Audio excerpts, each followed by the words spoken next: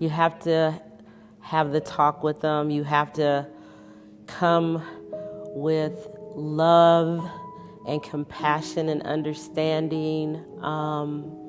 You have to be honest with them from the gate. I mean, you can't candy coat it. You can't mix it with. You have to prepare them to be safe. And I think Black people and brown people are the only ones that have to have a fear talk with their children in such a manner that it's life sustaining. And that to me is sad. But I think if we don't prepare them to just be quiet or know your rights, it doesn't mean that you have to be confrontational. I mean, I think it's horrible that my son felt like he had to cut his hair, not to have dreads, or I asked him not to let his friends recline too far back in the car. You know, I've never had to say to anyone riding in my vehicle, got anything on you?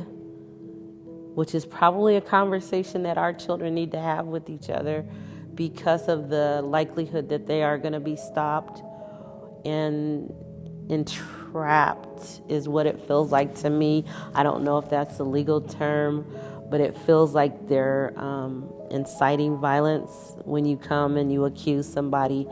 When I talk to an officer, I go, what is your job when you stop somebody? And it's to deliver the person to justice. It doesn't mean that you judge. You have to remember that they're innocent until you actually prove them guilty.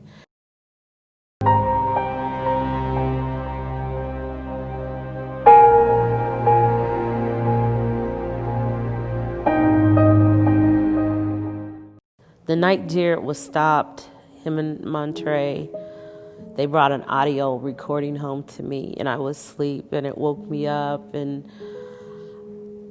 I was already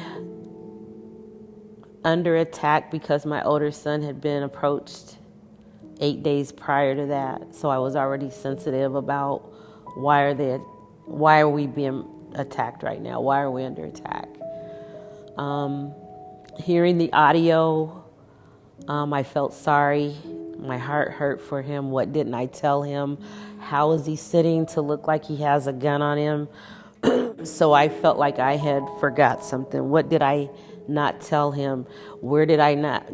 So it was important for me to gather that information and get those videos, not just to expose the videos to the public, but as a training tool for my younger son so I can say, hey, you can't sit like this because they think you have a gun. If you're, you know what I'm saying? I needed to interpret his body language so that I could autocorrect that for future stops. That you don't sit like this because they may think you have a gun. And that could mean a matter of life and death for you. That's scary to think that there are kids not making it out of traffic stops, to know that he was sitting where Philando Castile was sitting when he was gunned down with his baby daughter in the car watching. To know how scared he must have felt being attacked. It was violent to me to have someone say that to you. Knowing what we know historically, we know that we look like we are a menacing threat just because we know that they believe we automatically smell like marijuana simply because we are Black and we all must smell like hemp.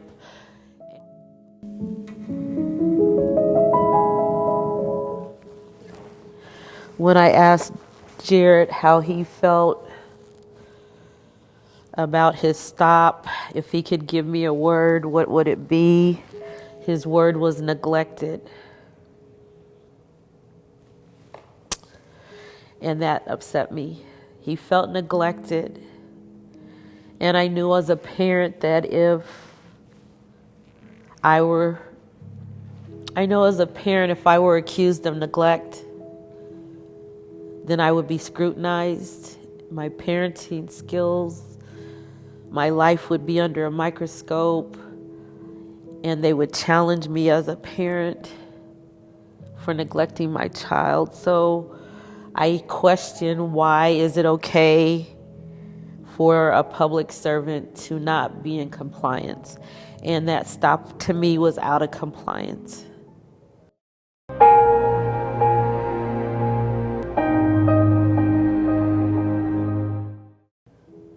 So it's important for me to tell people that you do have a right to be stopped and pulled over for cause, and that we do have constitutional rights.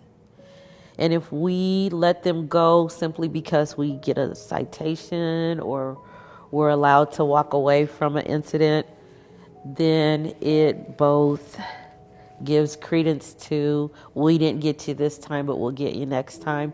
So it instills a level of mistrust and fear.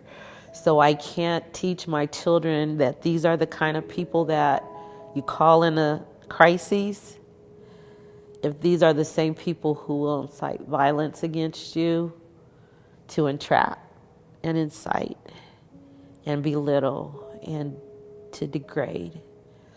So I need that kind of behavior to stop, because I do pay taxes and I do live here, and I need it to end.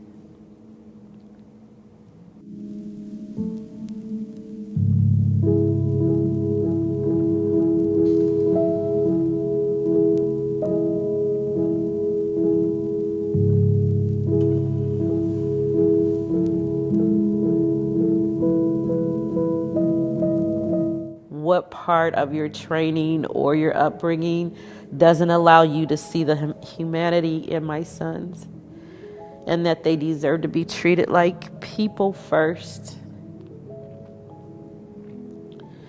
And so that's a question that I will get to ask someday to an officer in a uniform.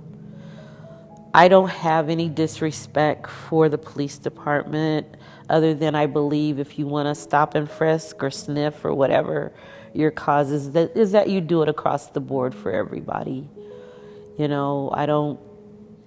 the only way it's going to be fair, is that if you're going to stop everybody with the tail light that's out and search their car, then that's what you need to do. But you don't get to pick and choose. But I do believe that they need to change the way they're trained and the way that they're taught to look at people.